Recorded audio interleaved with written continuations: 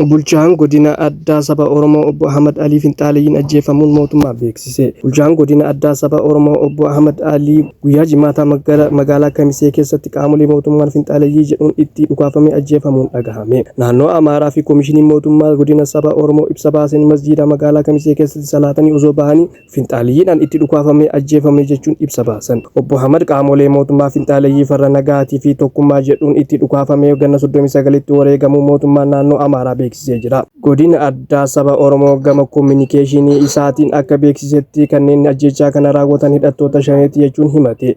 Masjiida Kamisee keessatti salaata Jum'aa salaatuun booda gara mana isaanii osoo deebi'aa jiranii dhukaasa shaneedhaan godhameen umriin isaa 39tti wareegamuu jechuun ibse. Ajjechaa booda gadda isaanii kan ibsan ministeerri kominikeeshinii mootummaa federaalaa Dr. Laggasaa Tulluu gatii dhugaaf wareegaman jechuun ibsa baasan.